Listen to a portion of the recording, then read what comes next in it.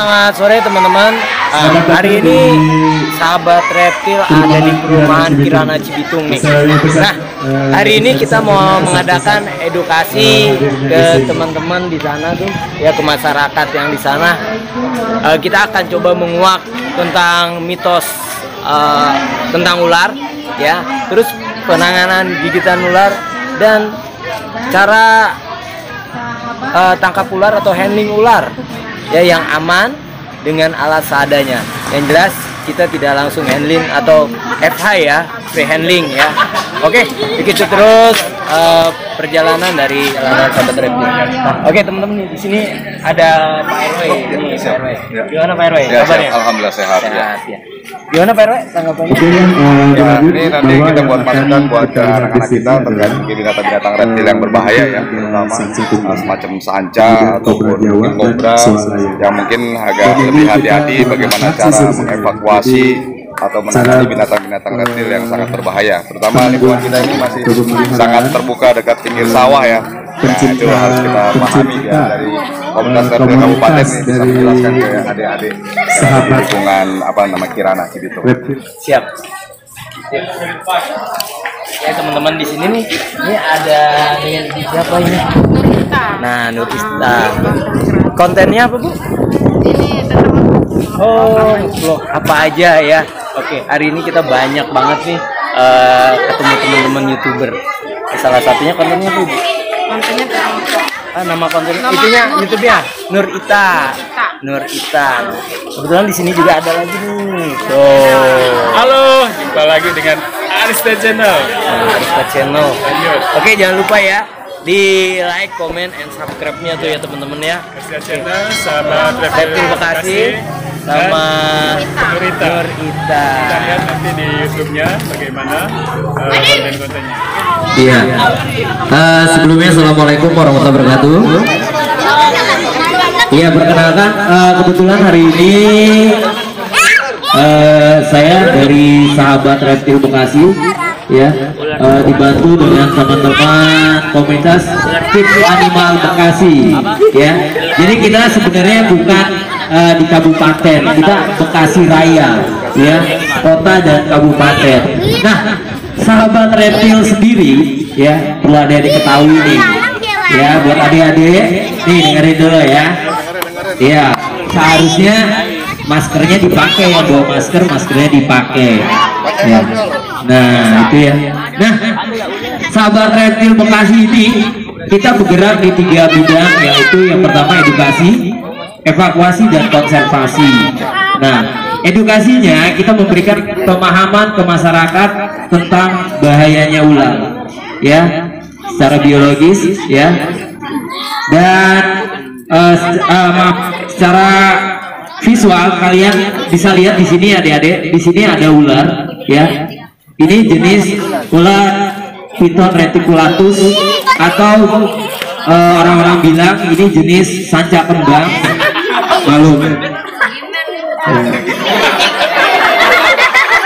Ya, wajar, karena kenapa hewan ini buang airnya sembarangan? Karena ular itu tidak seperti manusia, tidak memiliki akal pikiran, ya. Hewan itu hanya dia memiliki mimpi, ya. Nah, kenapa ini termasuk yang saya pegang ini jenis hewan buas? Nah, kenapa ular ini tidak menyerang, ya? Yang saya pegang ini kenapa tidak menyerang, sedangkan jenisnya hewan buas? Kenapa? Ada yang tahu tidak? Nah, karena ular ini sering berinteraksi dengan manusia, jadi dia tidak menyerang. Coba, kalau yang liar itu akan menyerang manusia. Nah, perlu adik-adik ketahui nih, pada dasarnya ular itu takut sama manusia. Ya, perlu adik-adik ketahui, ular itu pada dasarnya takut sama manusia. Dia lebih memilih pergi ketimbang konflik sama manusia, ya. Nah, kenapa ular itu menyerang? Tahu nggak kenapa ular itu menyerang? Nggak tahu, ya. Ular itu menyerang ketika mereka merasa terancam. Nah, dia akan menyerang ketika mereka merasa terancam. Kalau tidak terancam, dia tidak akan menyerang. Seperti itu, ya. Nah, kalau ini jenis Piton reticulatus ini ular terpanjang di dunia. Ya, ini ular terpanjang di dunia. Ya, Indonesia memiliki ular terpanjang di dunia. Nah, ini ularnya. Nah, terus kalau yang terbesar ular apa? Tahu nggak yang terbesar ular apa? Hah? Hah? Ayo, ular apa? Iya. Jadi ular terbesar itu adalah anaconda. Itu ular terbesar. Ya. Kalau yang terpanjang apa tadi? Hah? Ular apa? Ular apa? Piton reticulatus. Nah, ini dia ular terpanjang di dunia. Nah, nanti kita akan coba, ya. Ada beberapa hal yang kita akan coba berikan ke adik-adik di sini dan masyarakat yang ada di sini, ya, tentang bagaimana kita akan coba menguak fakta atau mitos, ya, ular takut garam. Nah, saya tanya di sini, ular takut garam atau tidak? Hah? Ada yang takut garam atau tidak? Hah? Yang bilang takut garam coba angkat tangannya. Yang tidak takut garam coba angkat tangannya. Ternyata banyak yang apa namanya? Yang absen, ya. Ya, nanti kita akan buktikan benar tidak ular takut garam. Ya, kita akan buktikan. Ya, pada dasarnya perlu adik-adik ketahui, pada dasarnya ular itu, ya, itu tidak takut garam. Kenapa tidak takut?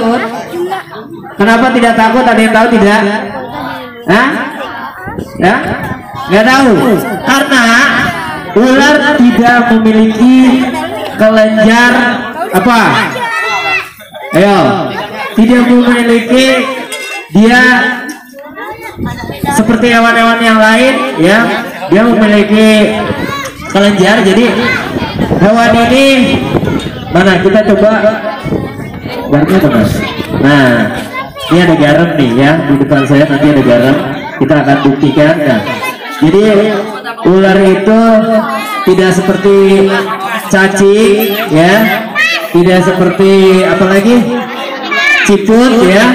Nah, jadi tidak pengaruh terhadap garam karena si kulit ular ini sama dengan kuku kita bahannya, ya.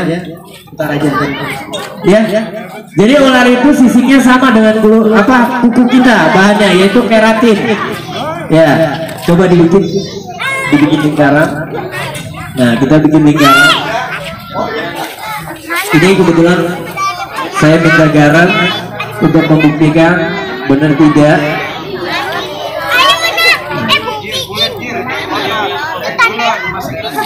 Nah, ini di depan kita ada lingkaran garam. Ya, kalau memang ular ini takut garam, dia akan diam. Nah, kalau enggak kita kasih ruang buat si ular keluar. Nah, ya.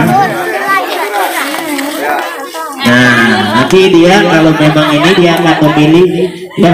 Kita akan gunakan tadi ular piton yang kecil, ya. Ular piton yang kecil. Nah, kita taruh di tengah, dia akan keluar atau tidak. Nah, ini jenis ular piton reticulatus. Nah, itu ularnya diam karena ular ini sudah terbiasa sama manusia. Ayo dilihat. Nah, dia akan melintas. Kita taruh lagi. Nah, ya kan? Tadi kita kasih uang di sini buat dia bergerak lewat, ya. Dia masih bisa lewat. Ternyata garam itu tidak berpengaruh terhadap ular. Iya. Jadi garam itu terbukti tidak pengaruh terhadap ular, ya. Nah, Terus tahu nggak ular itu terpengaruh dengan apa? Ada yang tahu? Hah? Dengan apa? Ya, tadi garamnya kasar tuh, tapi masih bisa lewat. Nah, jadi gini, ular itu tidak seperti manusia atau hewan mamalia lain. Ya, ular itu matanya hampir mendekati buta. Ular itu matanya bisa dikatakan tidak melihat. Nah, dia melihatnya dengan apa? Dengan sensor panas. Ya, ular itu menggunakan sensor panas. Ya, jadi dengan cara apa? Dengan menggunakan lidahnya. Setelah lidahnya, biasanya kalau ular itu penasaran, ya di tempat-tempat baru dia menggunakan partikel-partikel udara yang dia dengan menggunakan lidahnya. Setelah itu dimasukkan ke memori, ya ke jackpot. Nah, barulah keluar bentuknya. Nah, jadi ular itu pengaruh terhadap bau-bauan yang menyengat. Ya, bau-bau menyengat seperti apa? Purple, karbon, ya itu bau-bau yang sangat menyengat yang membuat si ular itu sensornya agak terpengaruh ya, gitu. Oke, nah terus di sini masih banyak ular nggak? Banyak ular nggak? Masih banyak. Gimana caranya biar ular ini nggak masuk ke lingkungan kita? Ada yang tahu nggak? Ada yang tahu nggak? Hah? Gimana caranya? Nah, buat masyarakat biasanya nih ular-ular ini, apalagi jenis-jenis kobra, ya. Ular jenis kobra itu dia senang dengan tumpukan-tumpukan barang, ya. Dengan tumpukan-tumpukan barang dia senang. Kenapa? Dia di situ biasanya ada hewan-hewan seperti tikus. Ya, tikus akan sembunyi di situ dan ular pun akan mencari. Terus gimana caranya biar ular nggak masuk ke lingkungan kita? Kita putus mata rantai si tikus. Dengan cara apa? Hidup bersih. Ya, ketika hidup bersih, kita buang sampah pada tempatnya. Tikus tidak akan berkembang biak. Ya, ular pun tidak akan masuk ke lingkungan kita. Seperti itu ya. Sebenarnya gini Pak, kalau yang namanya ular liar ya, semua ular liar itu akan agresif ketika kita ganggu. Kalau tidak kita ganggu, dia tidak akan menyerang. Seperti itu. Nah, jadi gini, kalau kita ketemu ular, gunakan metode stop. Nah, gunakan metode stop. Nanti kita akan buktikan dengan ular yang memang berbisa dan memang berbahaya. Di sini kita bawa tadi jenis Najas putratik atau jenis kobra Jawa. Nah, ini fresh baru kemarin malam kita dapat di perumahan warga. Ya. Nah, stop itu apa? Nih. Ya. Tahu. Dengar nih, buat adik-adik, apa sih stop itu? Yang pertama S-nya itu silent. S-nya apa tadi? Silent. Silent itu apa? Diam. Ya. Jadi kalau kita ketemu ular, jadi kita kalau ketemu ular kita diam, jangan bergerak. Ya. Jadi kalau ketemu ular kita diam, jangan bergerak. Terus habis S apa lagi? T. T-nya apa? Tinggi. Berpikir. Ya, berpikir, tinggi, berpikir. Berpikirnya apa? Ini ularnya berbisa atau tidak? Ya, kita lihat ularnya berbisa atau tidak. Tiga ya, tinggi. Terus apa lagi? S-T-O. O-nya apa? Ada yang tahu O-nya? Observasi. Nah, observasi apa? Hah? Ada yang tahu observasi? Kita lihat di sekitar kita, ya. Lihat di sekitar kita. Kalau seandainya nanti kita pergi atau lari, jangan sampai kita kejeblos lubang. Atau kalau enggak, kita lihat di sekitar kita ada alat untuk menyingkirkan ular atau tidak. Ya. Terus apa lagi? Habis observasi apalagi SPOP, P-nya apa? Pacaran, aduh, aduh, pacaran jadi, kacau. Ya, P-nya prepare, ya, prepare apa sih? Ya, persiapan. Ya, yang tadi kita udah observasi, ya. Nah, kita lakukan yang tadi. Kalau kita memang mau kabur, kita kabur. Kalau memang kita ketemu alat, kita singkirkan ular tersebut. Nah, metode stop akan kita praktekkan dengan cara menggunakan ular yang berbisa gigi jenis kobra. Iya, ini pesan saya di sini buat adik-adik. Pasti kalian sudah tahu ular jenis kobra kan? Sudah tahu kan? Nah, nanti adegan ini tidak boleh ditiru dan intinya tidak boleh diikuti sama adik-adik ya. Ini bahaya, ya. Ini bahaya sekali. Ular kobra bahaya. Yang pertama semburannya. Yang pertama semburannya, yang kedua apa? Gigitannya. Ya. Biasanya kalau ular kobra itu menyembur ya di sekitar mata. Dia akan menyemburkan ke mata kita. Nah, bagaimana caranya? Kalau sudah kecebur, ada yang tahu tidak? Yang pertama tidak boleh dikucek. Kenapa kalau dikucek? Ada yang tahu? Iya, bahaya. Bisa kita kebutaan permanen. Buta permanen bisa. Karena apa? Bisa ular yang masuk ke mata, ya, bisa ular yang masuk ke mata itu akan mengkristal. Kayak garuk. Ketika kamu kucek, retina kita akan rusak. Ya, ketika kita kucek, retina kita akan rusak.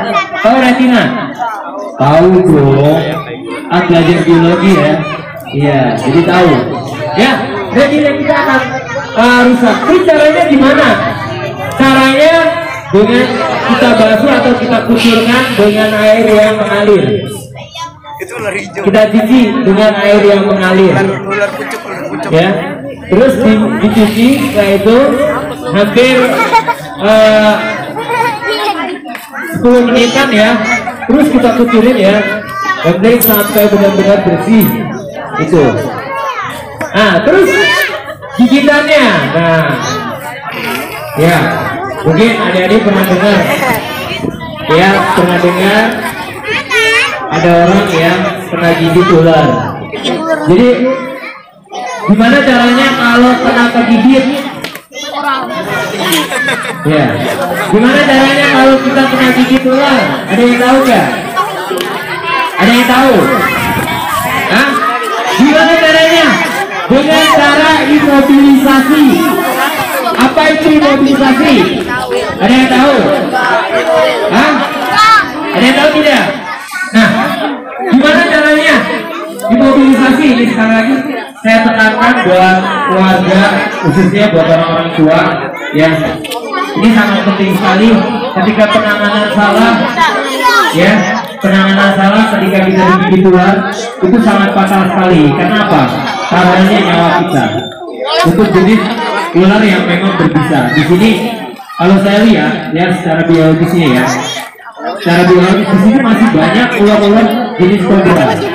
Nah, karena apa? Potensi di sana masih ada sawah, ada air, gitu kan? Mungkin masyarakat sendiri mungkin ada yang pernah lihat gitu kan, pintas.